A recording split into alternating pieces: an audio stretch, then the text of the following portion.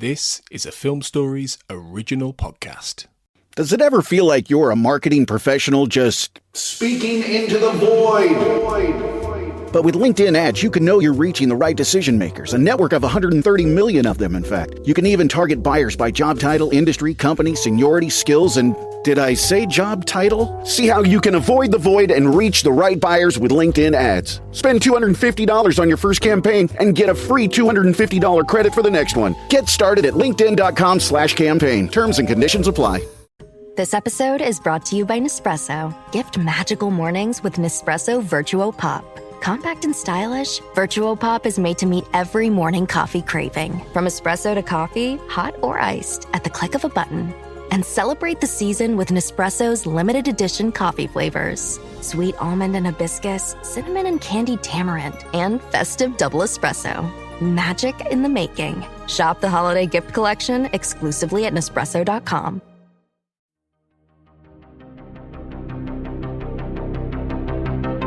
This is Writers on Film, the only podcast dedicated to books on cinema.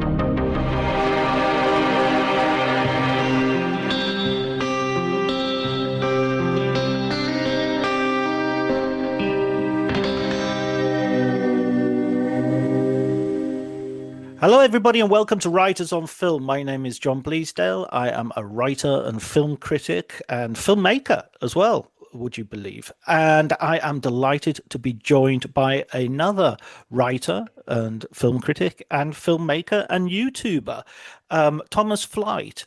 Thank you for joining me, Thomas. Thank you, John. It's glad to be. I'm glad to be here. You're the first. I think you're the first YouTuber I've had on the podcast. And I wanted to talk to you because I've been watching your essays. You do these long form essays that they're fascinating from lots of different angles. They're very in depth. But I wanted to talk to you specifically about two videos that I watched that I really, really I've had these ideas sort of bubbling around, and they addressed these concerns, which one was to do with how the culture is shifting away from cinema, or cinema has no longer got this place that is so central in our culture. And the other one was specifically about how AI is affecting that, not only in terms of cinema, but in art generally. Now, these are really big topics, so it's not exactly. But so before we do that, could you just tell us a little bit about how you started with the YouTube channel and how you got into writing about film and film generally? Yeah, so I came into it from the filmmaking side. Coming out of high school, was really interested in filmmaking, had been making movies at home with my friends and stuff. And that extended into, I didn't go to film school, but I had a bunch of friends who were in film school, and they invited me to come work on their thesis projects. And I got to kind of play every role on the set and learn it by doing it. And then ended up working at a small video production company where we made like local commercials and social media stuff. And that was also a great experience where it was so few of us at the company that I got to learn every part of the process. I did everything, grip, cinematography, editing, produce, you just do it all. And so I had this kind of like comprehensive view of what the filmmaking process looked like, and was also just watching movies obsessively and trying to understand how they worked, and started seeing these people on YouTube, like some early ones like Tony Zhou's Every Frame of Painting, making these video essays, and they would break down a certain aspect of, here's how this is done in the film. And I had been obsessed with behind the scenes stuff for a while. Like every movie I would watch, I would go watch the director's commentary, and I was always just fascinated by that stuff. And so I was watching these video essayists on YouTube early days, and was like, I think I could make one of these. I have some thoughts about movies. Had no credentials, had not studied, film study, no criticism background, anything like that. Just had a practical knowledge of film. And so I just started making these videos, put them up, and people watched them, and they were like interested in what I had to say. So I kept making them. And I have been doing that for 7, 8 years at this point. So at some point, my work on YouTube just eclipsed everything else, and I was like, well, I guess this is my day job now. And so I kind of focused on that for a few years, and now I'm sort of entering back into filmmaking, getting back into some documentary filmmaking and that kind of thing. But I've always been self-taught with the filmmaking stuff, and now with more of my focus on media criticism, film criticism, just teaching myself as much as I can, studying as much as I can, and filling in all that background knowledge as best as I can, and doing my best to like, convey that through the work. That's what I love about your the way you treat your subjects as well. Is there's a real sense that you're going into it with this sense of curiosity more than anything else. There's a real sense of like, no, I'm gonna look at these questions in a head-on manner rather than I already know that there are these five possible answers. I'm going to find them for myself. Yeah, and that's a reflection of, my process, and also, how I want to present myself. I'm exploring these topics, especially with something as big as some of the topics we're going to talk about today. If it's, oh, how was this specific technique done on a film set? You can research that, you can find out how it was actually done. You can sort of know objectively certain things about the making of a film and present that information more objectively. But when you're talking about the relationship between art and AI, or the movement of monocultural mediums or something like that, it's much more of a, nobody knows the definitive answer to these things. We can kind of put out theories, and I'm sort of trying to enter into that conversation and make my contribution to that conversation. But I don't have, none of us know right now what's happening with certain things. So my goal is not to like make the definitive statement, but just to put some thoughts out there and hopefully like help people have a perspective on what's happening, and being open to to other perspectives in that as well, or just like engaging in that conversation. That's yeah, and it's that conversation that we're gonna have today, and I feel like there's an element as well that you and I even are approaching this from a necessarily different angle simply because of an age difference in that we have our Right. baseline my baseline begins in 1976, 77 in terms of the first time I went to the cinema, and your baseline would begin. When was the first time you went to the cinema? I don't know the exact date. I should look that up, but sometime in the 2000s. Right. So I was born in the 90s, but we didn't go to the movies much when I was a kid. Right.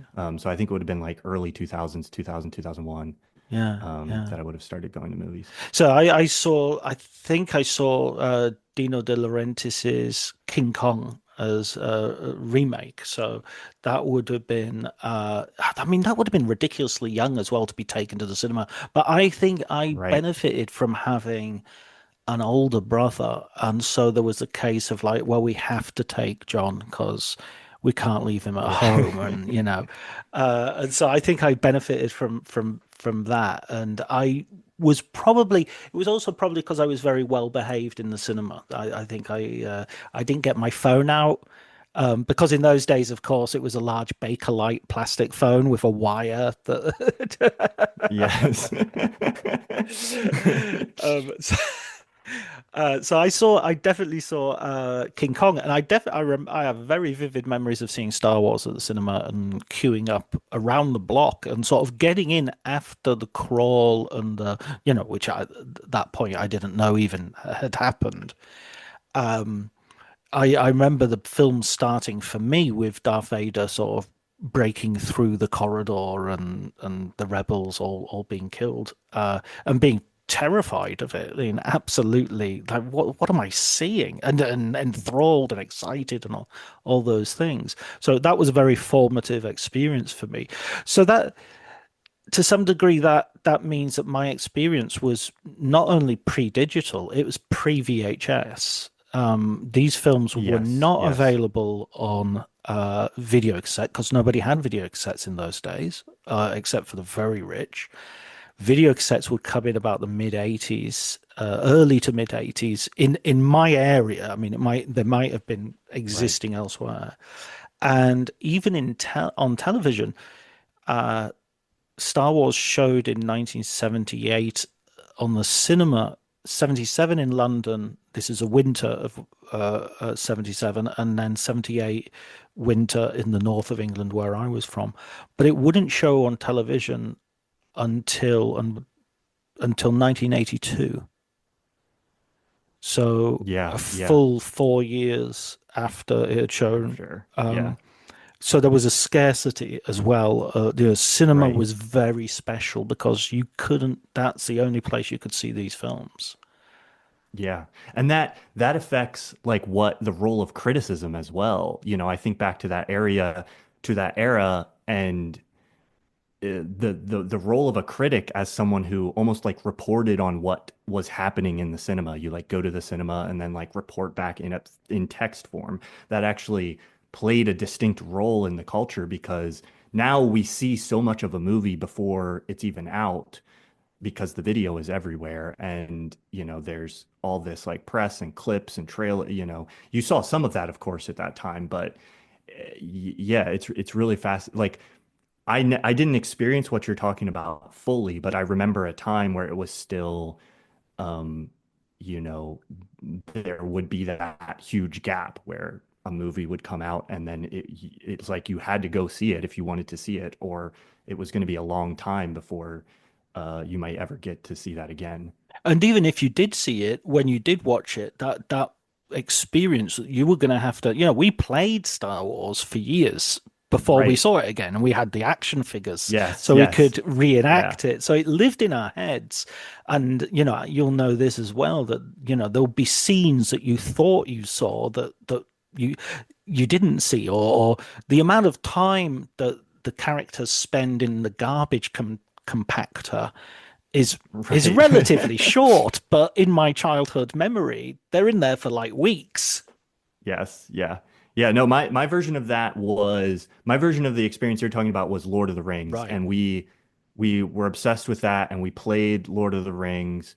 And then that was also part of what got me into filmmaking, because Lord of the Rings came with such an incredible, probably one of the best produced behind the scenes documents that's ever been made.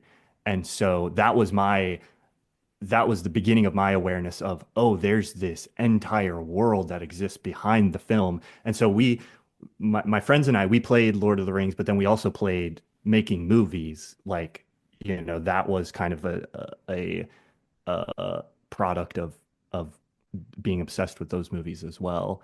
Um, but yeah, it was definitely a different way of interacting with them as movies as pieces of media. And I think the another aspect of this, because we're talking about, you know, something being available on TV or VHS or whatever, TVs at that time were a different thing than what they are now. Now everybody has this like 50-inch, you know, or even if you're watching something, God forbid, you're watching a movie on your laptop, it's like you can watch it in 4K on a laptop with like headphones that are like high quality sound. That's a very different kind of experience. Still not a theatrical experience, but a very different kind of experience from popping in a VHS and watching SD and 4:3 on a tiny little TV. You know, it's um, the experience of the movies that you were getting at home was not cinematic in the same way that some of the home viewing experiences are now. Oh, absolutely. Pan and scan was all. I remember when there was a kind of trend just before DVDs came in of widescreen video cassettes. I remember Yes. like the Sergio Leone films. I think I've bought them 8 or 9 times because, as well as buying them on video, I bought them twice on video because I bought the widescreen versions as well. I'm curious from your perspective because you've lived through more of this transition than I have. 'Cause this transition from sort of what cinema was in the 70s to what it is now. How has that um like how have you perceived that transition, especially I guess like from from the like through the 80s, 90s, and early 2000s, and then the last 10 years. Because to me, it feels like there's been a distinct shift in the last 10 years, even beyond how it shifted. I'm just curious your perspective on that, and if it like lines up with like how I've perceived that transition. Yeah, I mean, that's it. It's been a great series of changes, as in a large, not necessarily all positive. Right. The cinemas that I used to go to, now I have massive nostalgia for, and we've got to be very careful of the with that sort of Right. element of it. I mean, but we did have Art Deco. I mean, it was the ordinary flea pit cinema had plush cushions and a curtain which would open and close, and the architecture and interior design was deep reds and womb like seductive chandeliers and stuff like that. There was a bar, Yeah. people would go and have a drink, and there was a chalk ice lady that was in the 1970s. The 1970s, 80s would be a lady with a tray would come and sell ice creams at the front of the during the break, between the B film and the main feature. We'd have these shorts, usually the introductory shorts. So it wasn't really a B film, but it would be like cheese making in Belgium or something, and then you'd have the main feature. So all of that is I'm very nostalgic for, even though at the time I was thinking, oh, come on, I just want to see, For Your Eyes Only. Right. I don't want to see, I'm not interested in cheese necessarily. I have really, really vivid memories of seeing things like Ghostbusters and the whole cinema being packed and being, kids jumping up and down, and a cinema manager coming out at one point with a microphone and telling everybody that they weren't gonna show the film if people didn't, behave properly. And those were very much burned into my memory. One of the things that I think is very different from today is films just turned up. You did see trailers, obviously, but there was also the chance that a film would just arrive and you would go and see it, and you didn't have this 3 or 4 months. I mean, nowadays we know about Christopher Nolan's new film, well over a year in advance of it actually being released, and that feels, to some degree, that just feels like, do we really need that to be that publicity to have such a long sort of tail? And then when I went to university, so university was the 90s, and that was very much that was in Liverpool, and there were lots of different cinemas in Liverpool. A beautiful little art house cinema called the 051, which was again a sort of flea pit with relatively small screens and all the rest of it, but showed great double bills, very well curated. I would see things like Apocalypse Now and Good, the Bad, and the Ugly, and Derek Jarman double bills, and Jim Jarmusch double bills, and it have Seasons. Hal Hartley I saw for the first time there, so that was a real, and it were you discounted on Wednesdays for students and stuff like that. So absolutely. I had a series of friends who would work there as well, so they'd get me in either discounted or for nothing if I was particularly poor that week. And so those were really great experiences again. And the multiplexes, when they did appeared as sort of a positive thing, because it was like it gave you more opportunities to see more films. They were slick and modern and clean, and the quality technically was pretty high, but they tended to be, because I was a student, I didn't have a car, they tended to be harder to get to because they were on the outskirts of the city. As what then happened was that they sucked out so much of for most of the, like, not so much for the cities like Liverpool, which would always have still has several central cinemas, but for towns of medium size, they would lose their inner city, inner town, the center cinema, the historical cinema, and all the audience would be sucked out to the multiplex, essentially. The franchise cinemas. And so there was no longer a choice between the sort of old-fashioned cinema and the modern thing. And then the experience became very franchised. More recently, when I've gone to the cinema, sorry, this is a really long answer, but this is this is quite a few decades I'm going through now. Um, but the most recent sort of experiences of going to paying for a ticket and going to see films in Britain, it feels like they've the idea of sort of let's have dinner and a show. They're Right. trying to Right. combine, so you're having dinner while you're watching the show, Yeah. and having people having nachos and dips and chicken wings and whatnot while Yeah. you're watching a film. I don't know. To me, that feels like you're giving people. I want to go to the cinema because I want to leave my living room. I don't want to go to the cinema because I want to enter somebody else's living room and Right. smell Yes. their food, and um, yeah, it's so that alienates me to some degree. Yeah. The number of this again, this sounds like a little bit of a peevish complaint, but I remember when there are certain adverts you'd only see at the cinema.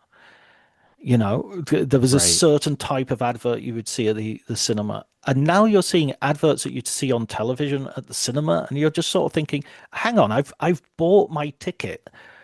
What Yeah. more, what more do I have to sit through in order? I bought a Yeah. relatively expensive ticket and now I'm watching an advert, for a mobile phone company that I see 5 times a day on television. So why am I, Yeah. you know, No, I have it timed down. If I'm going to one of the multiplexes where, it's assigned seating, I know to the minute how late I can show up so that I can walk in and just like see the last one or two trailers and the start of the film because I just hate sitting through, you know, 15 minutes of it, yeah, like you're saying, it's not even trailers, it's 15 minutes of like television commercials um before the trailers even start, a lot of times, which I don't love doing. how But do you feel about how it's changed? Because you must have noticed it's changed from, 2000 to now, the last yeah, I 25 mean, years. growing up as a kid, the multiplexes were kind of all I knew as a start, and a lot of that was just like living in a rural area. So, we had to drive to get to the closest theaters, which were a multiplex. Um, and those experiences were fun. I remember going and, staying up till midnight for a midnight release, and queuing in long lines to get in. Like that was a fun part of the experience for certain releases. But then also like as a teenager, just my friends and I would go to the theater and we didn't know what we were going to watch. We would Mm. just go and be like, "Oh, let's pick something at random off the board that looked interesting." So that was a certain part of the experience too that I don't know, maybe there's kids that still do that, but it feel like that experience rarely exists anymore. And there was already some of that kind of commercialization that we're talking about now, but I don't think the multiplexes weren't struggling as much as they are now, and so it wasn't as heightened as it is. Um, and it was more social and communal still at that point where a lot of movies were packed out. We see that very rarely now. If you went on a Friday night, whatever movie you were going to would be relatively full. It Yeah. didn't matter what it was. Now it's like, if you go on a Friday night, it's only going to be full if it's a exceptionally popular film, at least where I am most of the time. Um, and then as I've grown older, I've moved more into cities and, have been seeking out where can I get the best cinema and that kind of thing. And where I've lived recently in Asheville, there's a number of like independent cinemas. One of them's not operational at the moment, unfortunately, but they're coming back soon. But I've really enjoyed those as kind of like my home theater because even though the chairs might not be as comfortable or the screen might not be as high quality, it's like the people who are there because they really enjoy film. It would be a packed screening for Memoria, like or something like that, and there would be a sense of community and just like camaraderie around the films, and there's less of that, you know, 15 minutes of commercials or whatever before. Um, so I'm a big fan of that, but I understand like not everybody has access to those Mm. and they're kind of rare.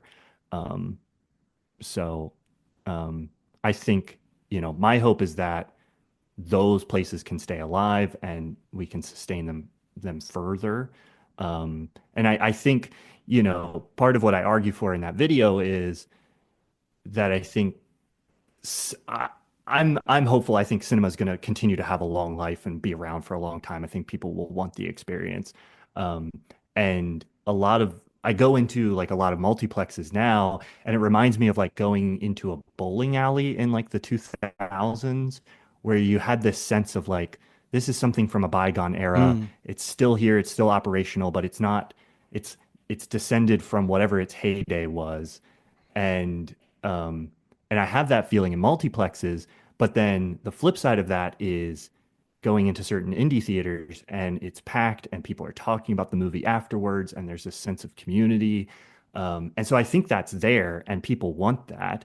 And I think the future for cinema is really in leaning into that instead of trying to get away from that and making this very like ultra, ultra like uh you know, you can go one direction, which is kind of what you're describing, which is give me the really comfortable recliner and the best screen and a meal to eat and all of these like things. I like that sometimes. That can be nice, but but the thing that really differentiates the cinematic experience now from the experience you can get in your living room is more so the communal aspect of I want to get together with a group of people and we all watch an interesting film and then maybe we talk about it afterwards, or even if you don't, just getting to experience something with people um, can be a compelling experience on its own. And I think that kind of transcends having the best food and the comfiest chair and the nicest screen.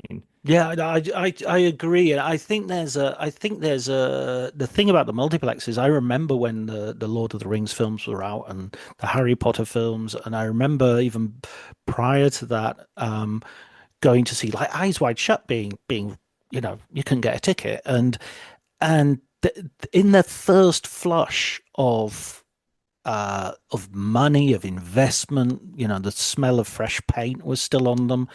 Yeah. They were the future. They were like colored lights and everything, and it was really, you know, it was a shiny thing that everybody you wanted to go there. It was really making a very good argument for this is where I want to be on a Friday night. This is where I want to, you know, Tarantino, Pulp Fiction, everybody would turn up to go and see that sort of film, or, you know, and there were room for films like, you know, Kurt Russell's in Breakdown or something, you know, and rooms for films that were sort of big movies, but not necessarily movies with you know in franchises or in you know, massive movie stars. You know, someone like Kurt Russell, for instance, has never been a massive movie star. He's a lot of affection for him now, but he never broke through to that Bruce Willis, Arnold Schwarzenegger level. He was the guy that, I mean, that's why he made so many films with John Carpenter, you know, because he was affordable, Yeah. you know. Including Elvis, which by the way is a really good Elvis biopic. I think his TV movie is superb.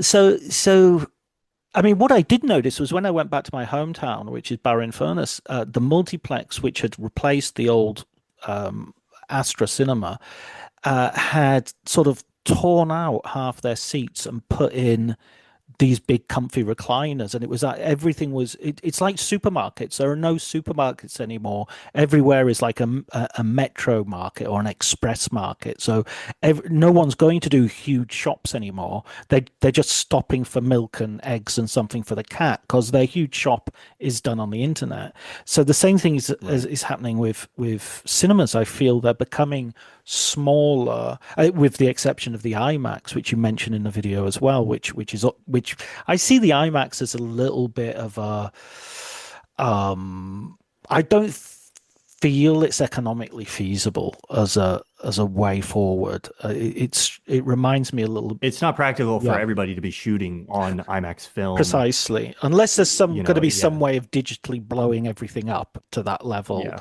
yeah, I don't see how they're going to be doing it. And it reminds me a little bit of, there's a gargantuism to it that reminds me of, what's that Disneyland film with Michael Jackson that everybody goes and sees when they go to Disneyland? It's like oh yes, I know the one you're talking about. Detective Yeah, XO or something. And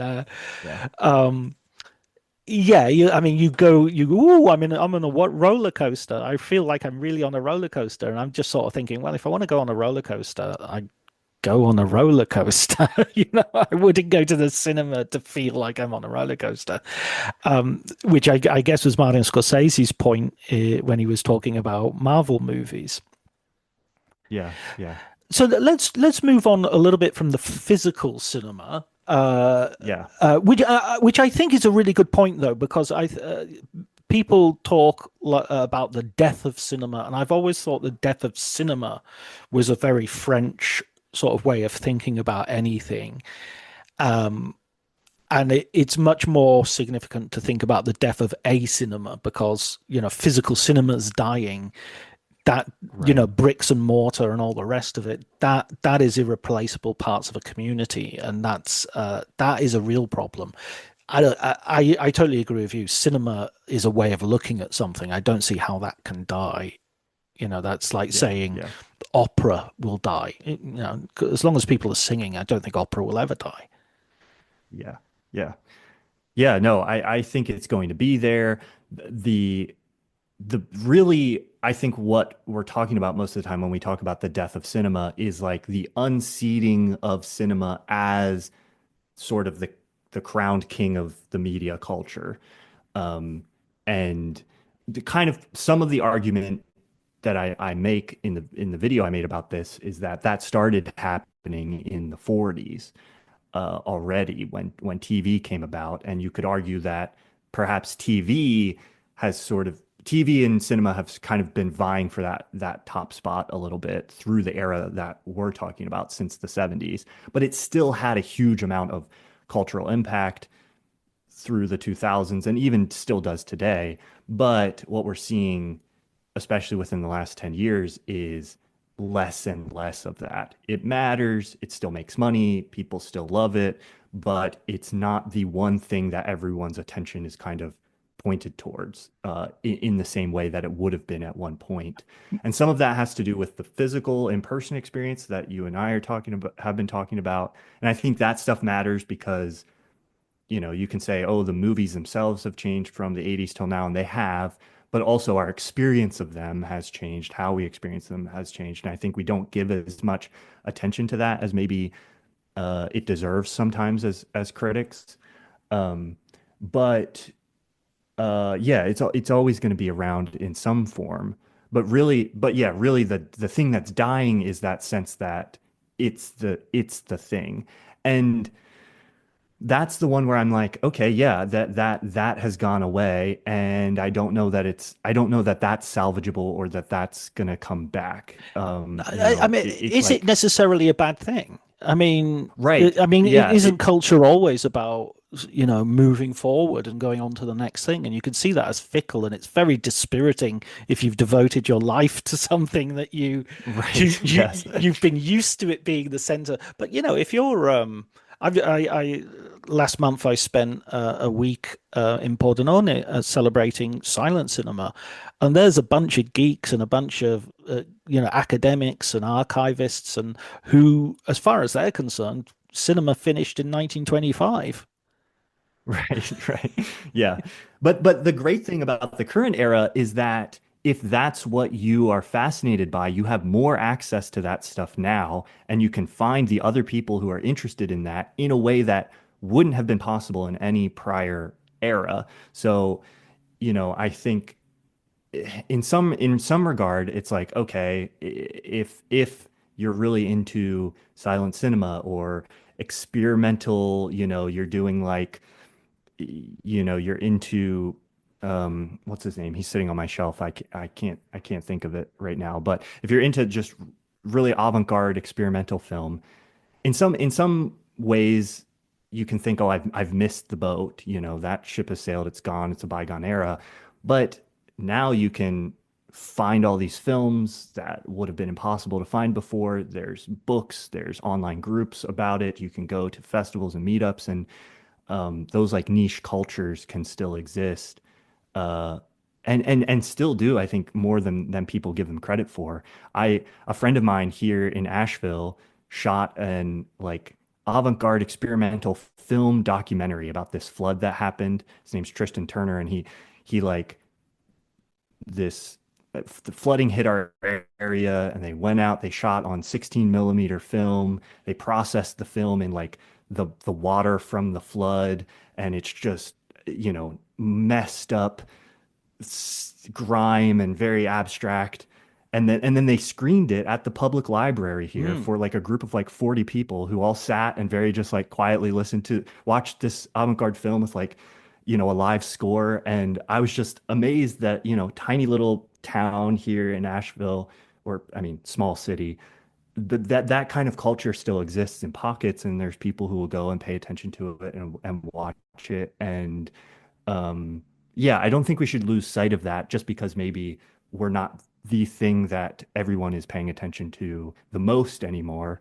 There's still a lot of really interesting film culture happening if you know where to look and can find it. Yeah, absolutely. I totally agree. I think you hit the nail on the head there. I mean, you have the example that you use in the video of sort of people all coming out of The Exorcist, and The Exorcist being sort of number one news and everybody talking about it, and it's sort of, the water cooler conversation of the day, and think pieces and news articles, all the whole thing. And nowadays, with the exception of, Barbie and Oppenheimer, we don't generally have that. Nobody's really talking about.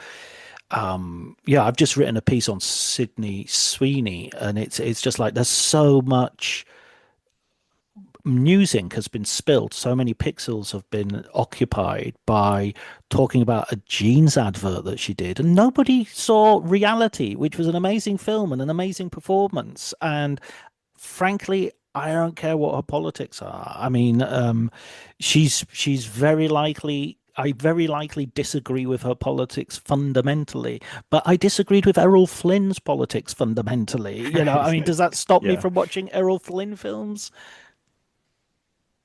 Yeah, if you've done a deep enough dive into cinema history, you have to have already come to terms with how do I feel about watching work from people who I disagree with, because it's like, well, good luck with like half of, film history, if you're going to Exactly. write pieces of media off on that regard. I think like in those instances, it's interesting that like the media culture and event that surrounds the films in some ways has almost become bigger than the Right. films itself. It's like Sydney Sweeney as a character on the internet, and like the culture of generating media about her is in some regards like bigger. I mean, not in some regards, is literally bigger than any given individual piece of media that she's in. And that's all that existed in the past to some extent, but like in the past, if you had this huge megastar, it was like it was the movies that were making them the megastar. And then because they were in the movies, all this press is being generated about them. And that's sort of like a feedback loop that they use to market the films. Now it's like online, and what's happening on social media and all of these platforms is what's generating the stardom for new people. And then they use that to try to market the films. It's not necessary. I mean, to some extent, a film can still make someone a star, but like that balance, I think, has definitely shifted towards the internet culture being the driving force in terms of like how we think about stardom. And in her case, I mean, it's had the detrimental effect because her latest film seems Yes. to have tanked. I'm not sure that the subject matter of the film itself is not necessarily. I mean, I wonder how this film would have got made perhaps without her, Right. in quotation marks, star power. The filmmaker David Michaud is someone I quite admire. I think he's made some good films in the past. The story is very compelling and it really deserves to be told. It's a really interesting story, but it being surrounded by this morass of sort of controversy and toxicity and just this willingness to sort of play politics by proxy with celebrity seems to be the thing that is, instead of encouraging people to see it, is dragging it down. In my view, somewhat unfairly, because I think a lot of people worked on that film, and it deserves more of an area.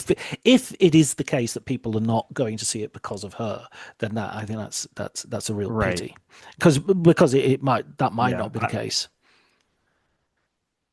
Yeah, I'm not sure on that. It seems like a little too they happen so simultaneously, Right. like her controversy and the release of that film, that I'd almost be surprised if it was being like quote unquote boycotted for that reason.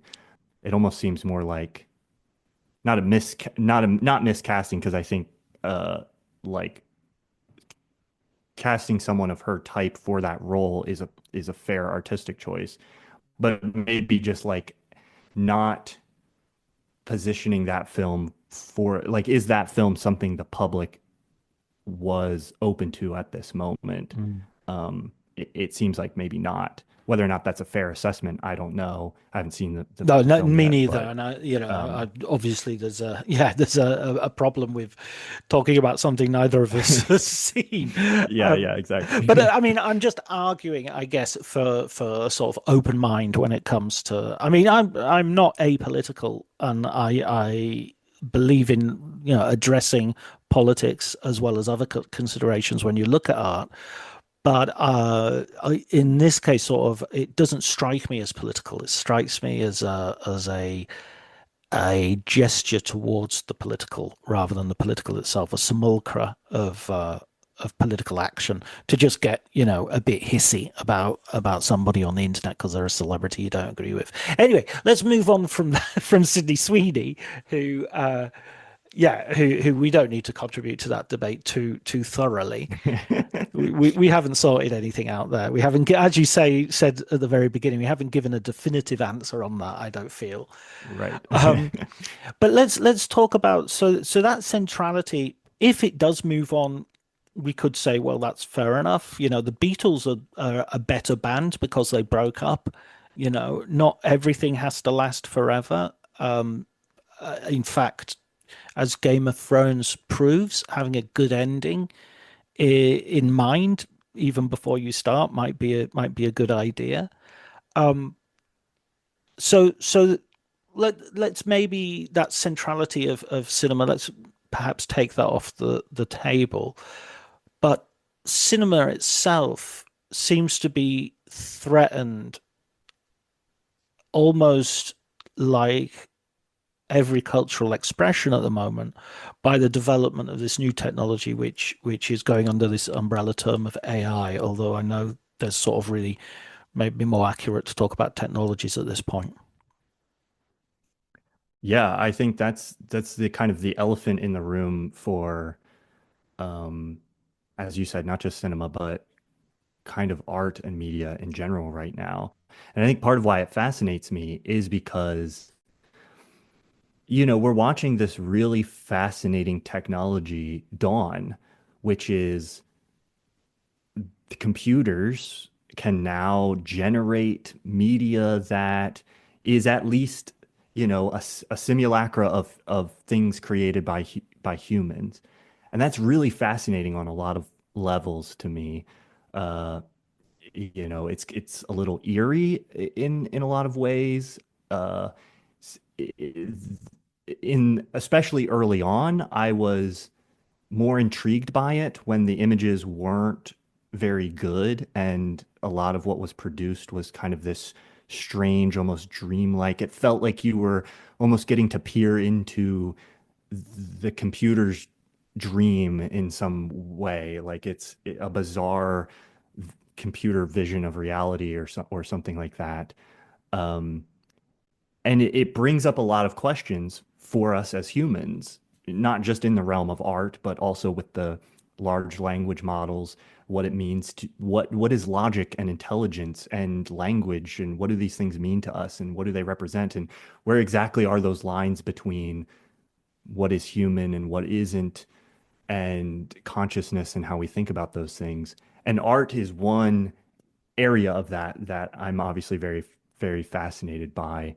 Um, and yeah, it's incredibly complicated because even just talking about art without this mixed in there is complicated. Yeah. You sit three people down in a room and ask them for their definition of art, and you'll get like three different distinct answers.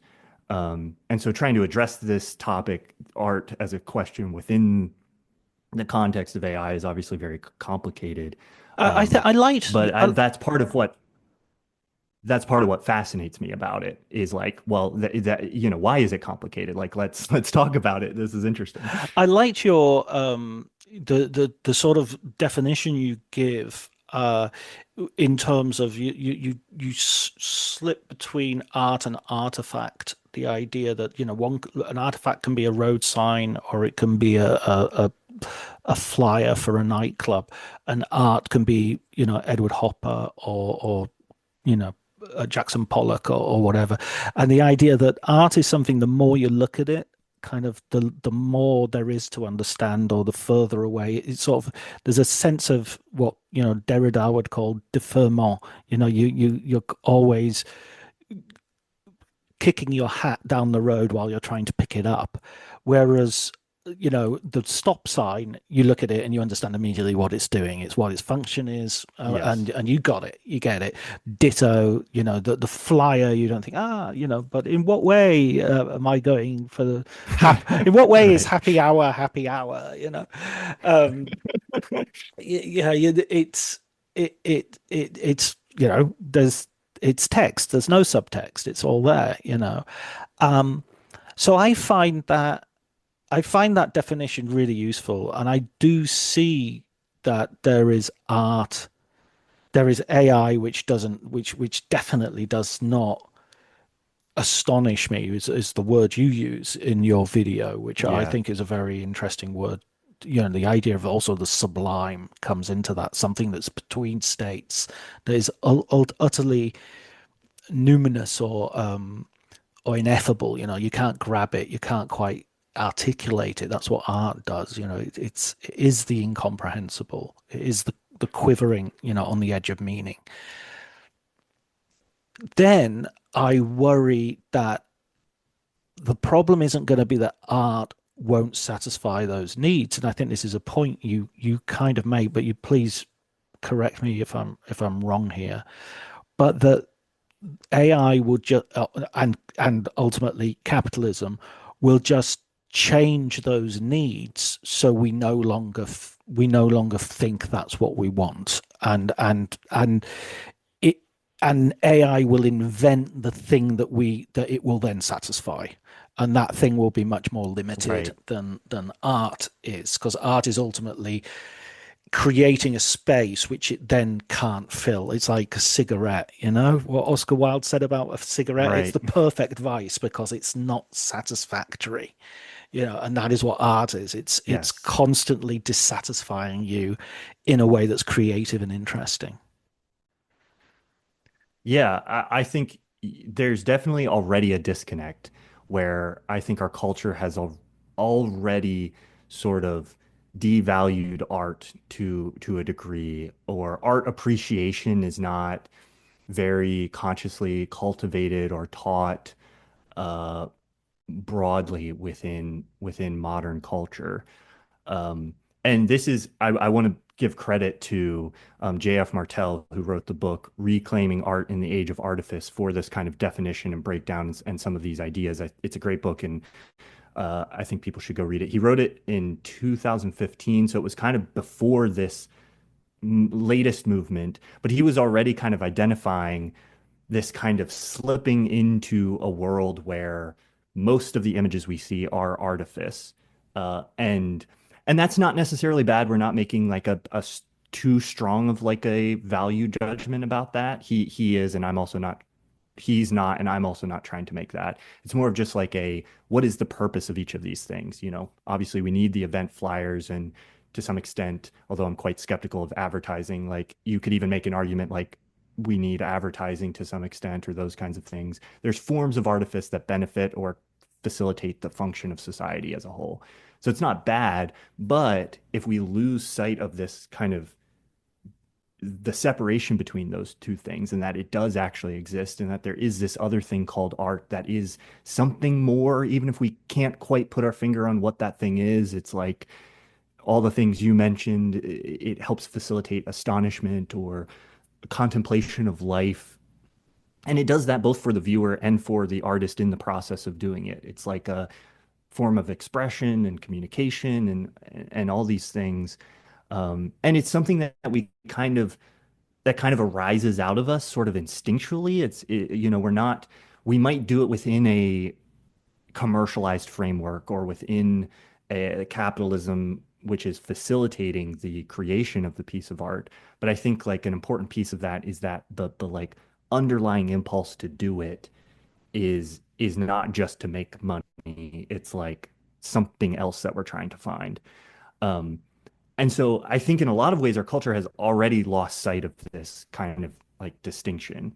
And that's why we see a certain number of people who are already looking at the stuff AI is making, and they look at the argument that I'm making and they're almost like, what are you even talking about? Like this is, you're just like, you're just reacting against what is obviously the next evolution, or like this image is clearly, look, it made a pretty image, and also Monet made pretty images. Like, what's the difference here? And I'm like, that perspective to me only seems possible if you don't have a concept of art, that takes into account these more like ineffable qualities or these almost spiritual reasons that we have for engaging with art as like a medium of expression. I mean, that is the thing that worries me, and the thing that makes me, and this might be old codger speak, so it could easily be something that I will be really happy to be proven wrong, and I really suspect I will be.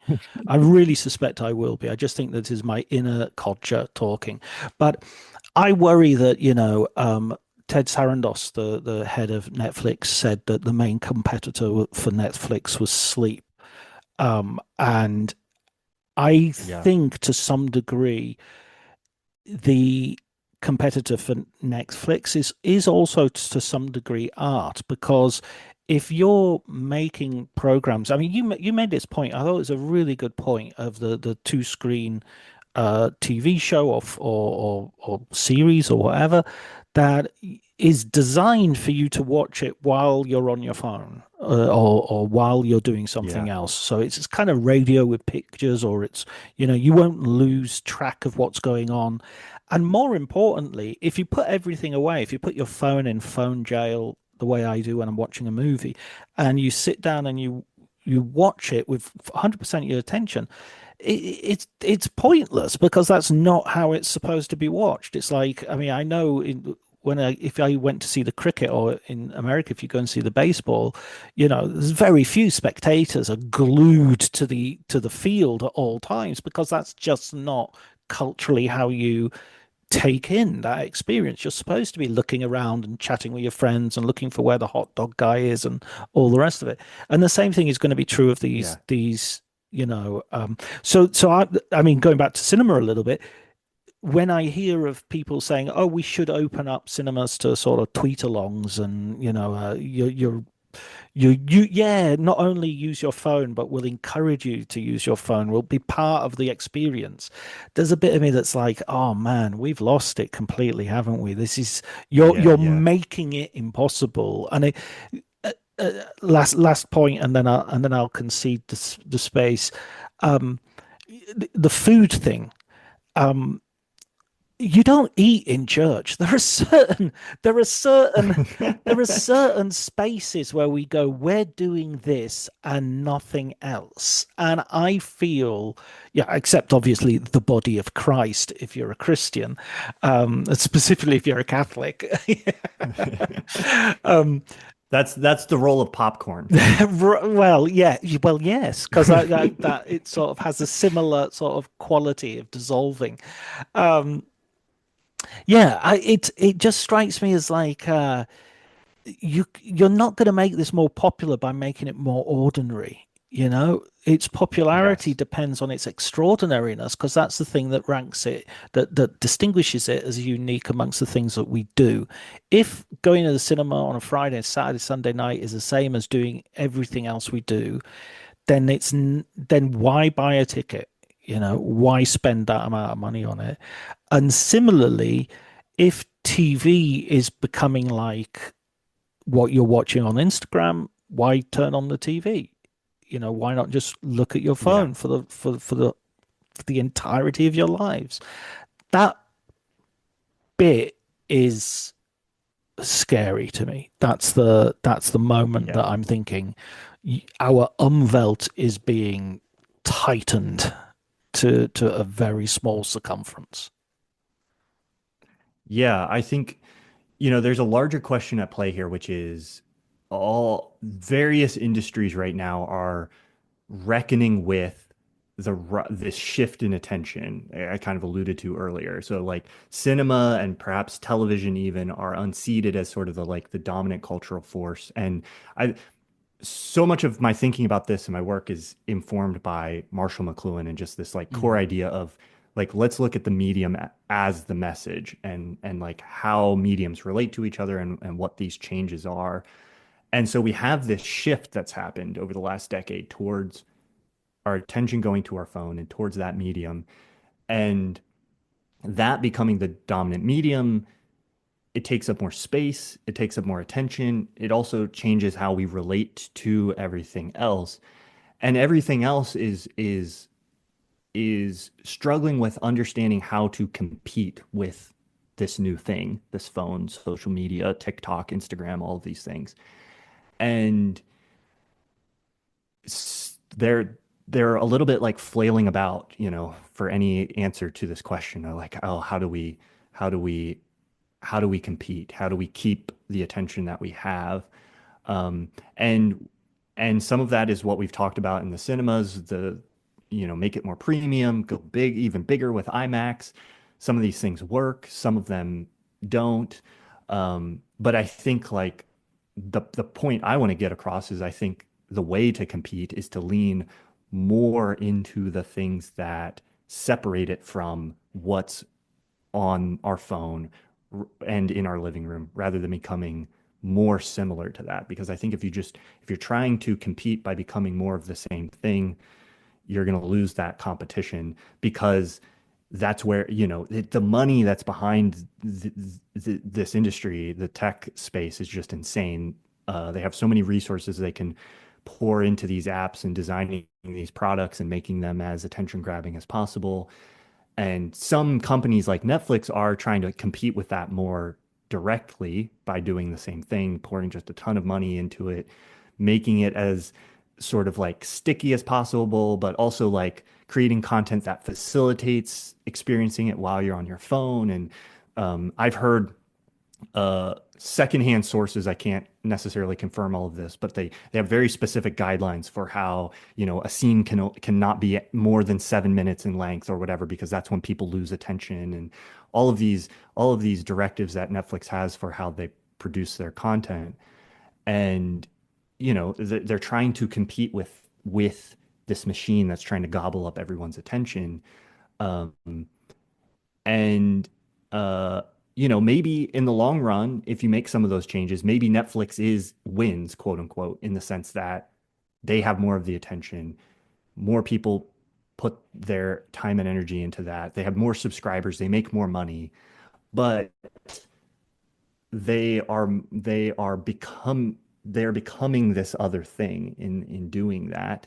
And we lose out on this experience that is cultivated in like a cinematic setting, that I think, is lovely and valuable and something we should retain.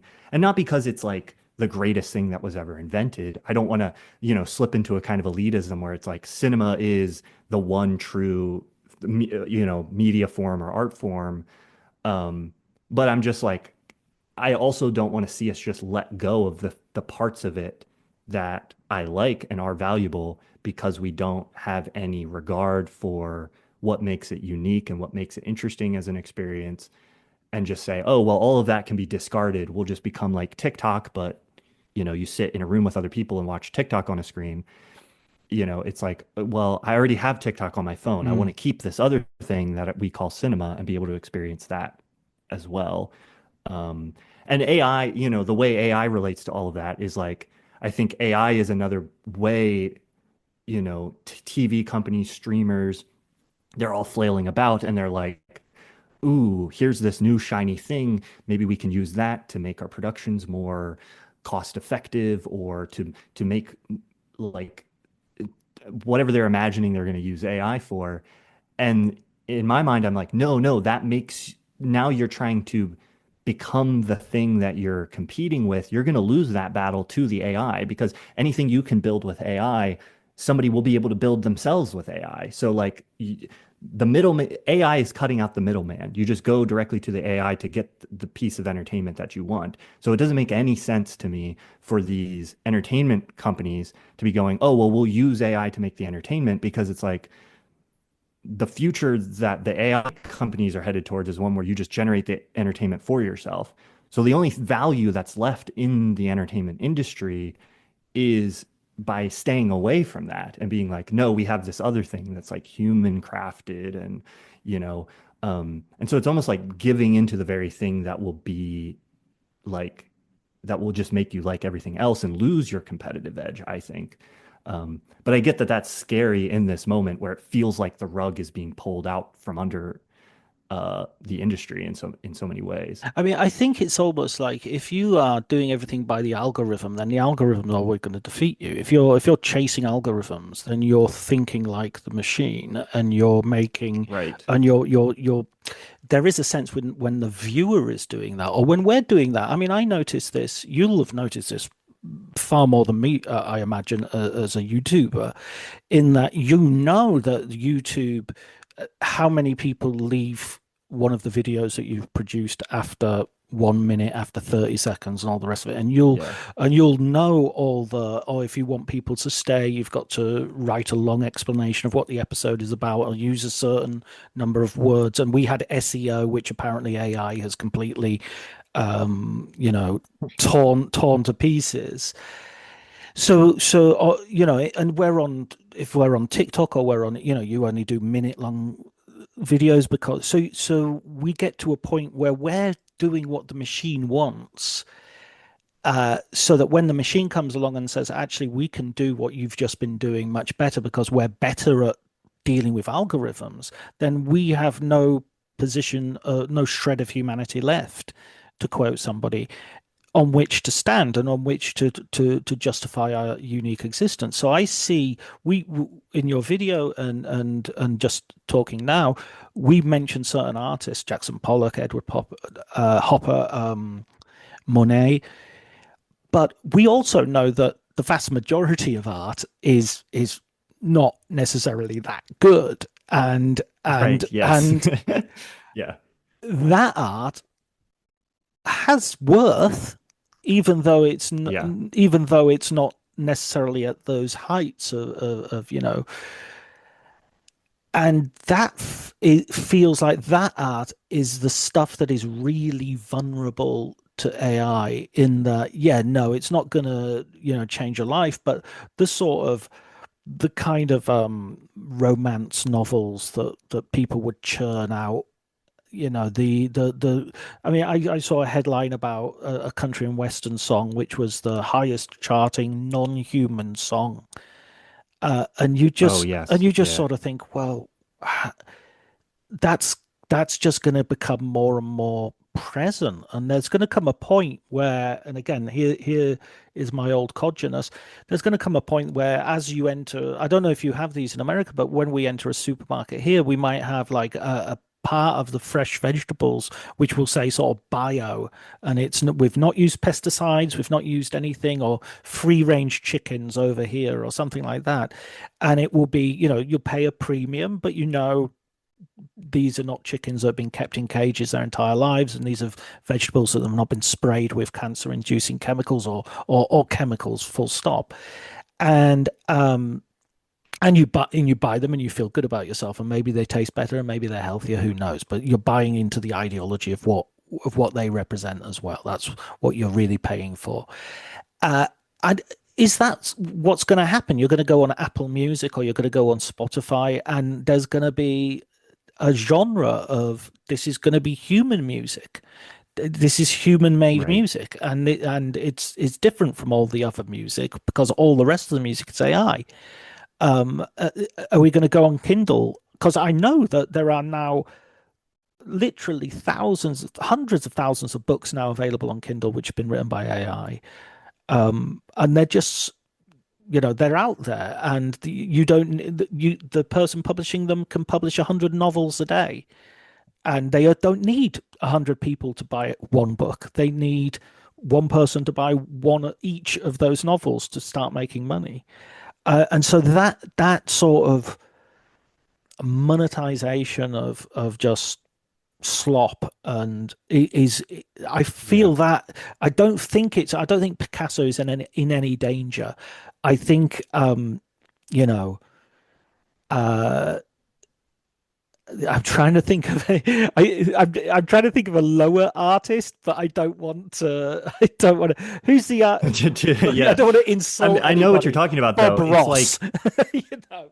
right, yeah. Well, it's the stuff you can go see in like a local gallery in your Yeah. community, and there's an artist who maybe they've been a lifelong artist and they're making some work, and you can buy. It's not going to be in the Louvre or whatever, but it's still like a tangible part of existence. You can go appreciate it. They're making it. They're maybe even making a living off of it. That kind of stuff I think is really threatened. Um, and those artists maybe had a certain following they had built up on Instagram or something like that, and now they're suddenly competing with like, type in whatever image you want comes up, and there's a devaluing in that. I think that's going to happen, and I think there's going to be that in a way is kind of just an acceleration of this just being flooded with um, every image imaginable was already kind of happening on the internet. There's already sort of a inflation of the image that has happened to the point where just like there's a clip in uh Wim Wenders documentary, is it a notebook on cities and clothes, or I don't remember which one, but Werner Herzog shows up and they're in this tower at the top of Tokyo. They're looking out over it, and Herzog, in his typical like Herzog fashion, is like, "Oh, the image is dead. You would have to go to Mars to find like a um a powerful image." Um which is maybe a little hyperbolic, but like he was saying that in the 70s, just like looking at like, okay, the way modernity has created just like this artifice that surrounds us at all times makes it very difficult to be moved, to have this like encounter with an individual image or piece of art that will like move us and usher us into whatever this space is that art can help facilitate. But So AI is just like speeding that up. But I think my hope is, and then I'll let you sure, respond. sure. My hope is that there's a reaction to the online and the digital space being infiltrated by this stuff that brings us back into the real world in a way where we start to value you. Okay, I can see an infinite number of generated images on my phone. That makes me look at like a hand painted work of art that I could buy from an artist that lives in my city in a different way, because now that represents something that an image of a work of art on my phone doesn't represent anymore. So I hope we see that, and I don't think like culture's gonna just like right itself, and then we're gonna end up with like art as the valued thing. But I hope there's this subculture that emerges in the midst of this, hopefully a strong and vibrant one, for the people who do really value this stuff and want to continue to like interact with it. Yeah, I have hope that will happen. Or like I think it's something we need to intentionally try to create. I think that's a really good point. And I do think people get tired of their phones, and I think young people are particularly good at this. Actually, I think old people like me, our defenses were down, and we were like, we thought we were cock of the walk, and then all of a sudden we find, we're not quite as in control of this technology as we thought we were. Whereas my daughters have grown up with it, and they're very careful about how they use technology, much more so than I am. I think it's interesting that you saying that thing about Werner Herzog and looking out the window, and talking about how the image is dead, because then you sort of think, yeah, but if I remember like Solaris and Tarkovsky and how he wanted to film sort of going to space, and so he didn't want to use a cliche, so he just filmed driving through Tokyo, and that became Right. that became space, or Jean-Luc Godard Yeah. used Paris at night for Alphaville, um and you just sort of think, yeah, there's that. If you watch that scene today, or you watch the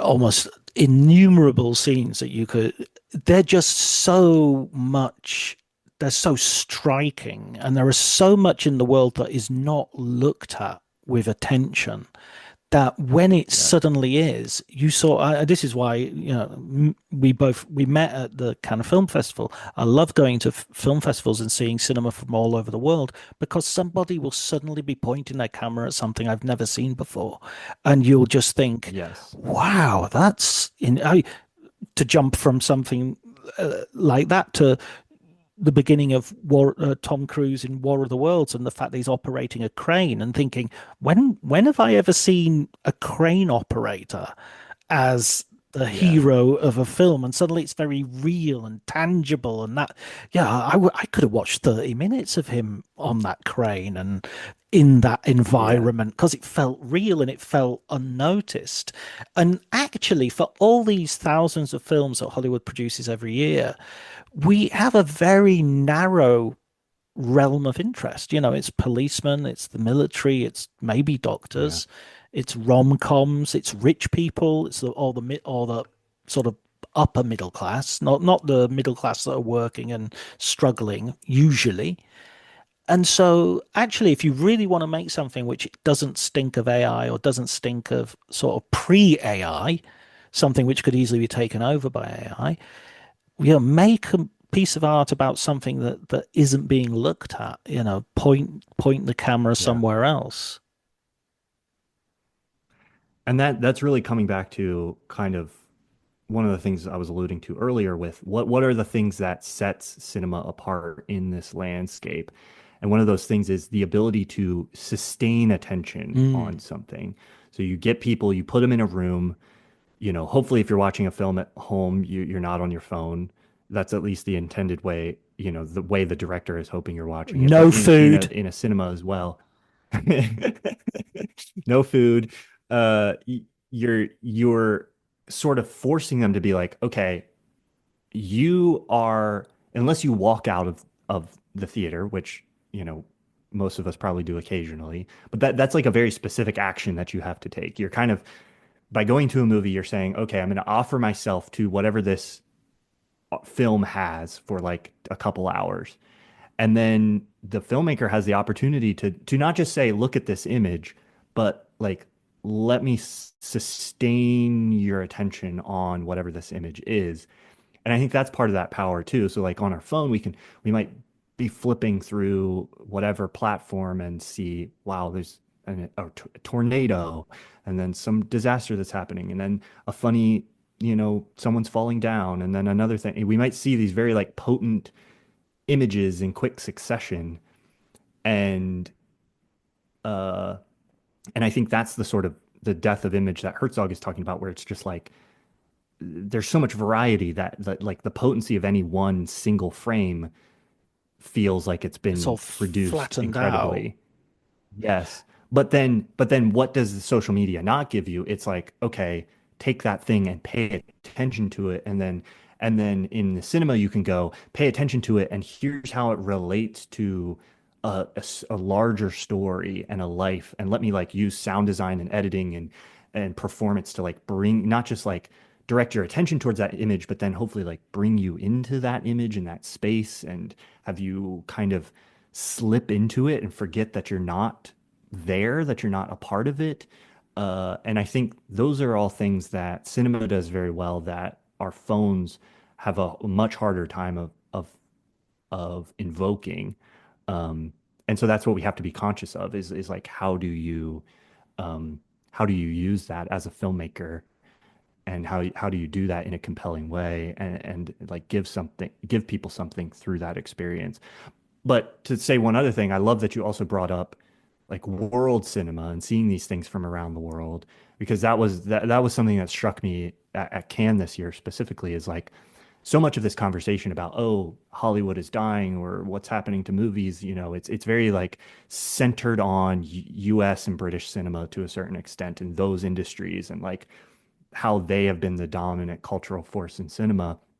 And when I look at like the landscape of global cinema, I don't have this sensation of we're losing something because it's so vibrant and alive like around the globe, and you can see really beautiful, interesting stuff. People are still experimenting with form. And I think there's kind of a myopic view on the current era from a lot of like English speakers, where I think like in the longer span of film history in another like 30 or 40 years, when we look back on this era, we'll see all this incredible filmmaking that was happening, and we'll be like, oh yes, the big Hollywood stuff that was maybe not as good as it once was, and that era was sort of like dying out perhaps or whatever. But look at all this other incredible stuff that was happening at that time.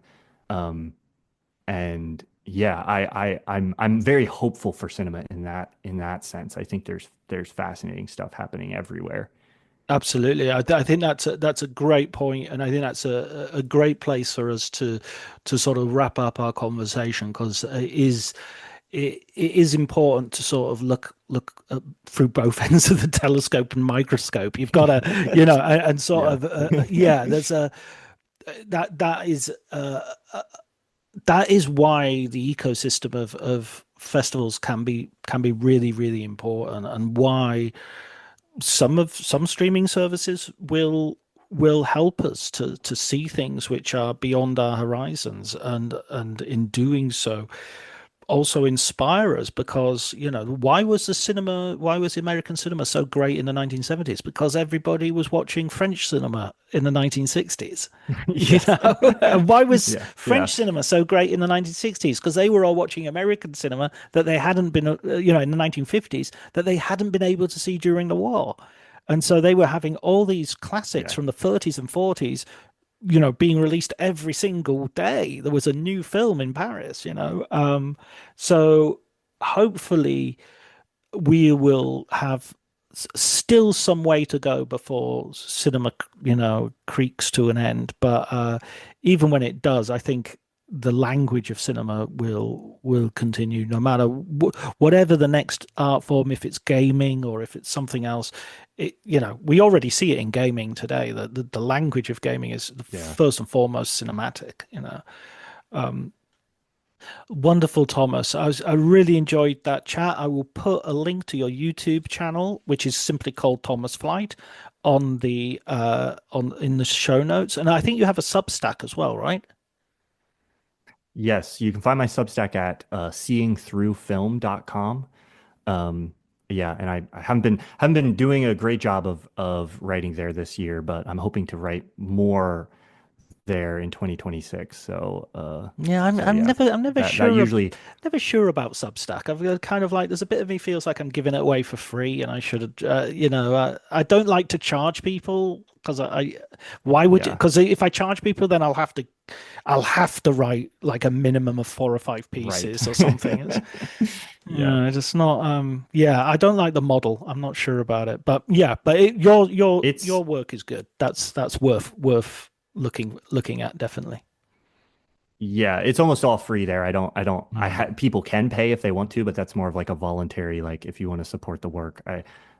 Almost all of the stuff I publish there is like available for free. It's mostly like sometimes I have an idea and I'm like, this is something I want to write about, but it's a little too esoteric for like the YouTube algorithm to get any kind of traction. So off to the Substack it goes. So maybe I could figure out a better place to put those things, but for now, that's the bin for all my worst ideas or best ideas, depending on what perspective you're coming from. Absolutely. And sometimes I put something on Substack and it sort of it really gets a readership. And I think, God damn it, I should have pitched that somewhere else. I could have earned some money Yeah. off that. Brilliant, Thomas. Thank you so much for joining me. I've really enjoyed our conversation.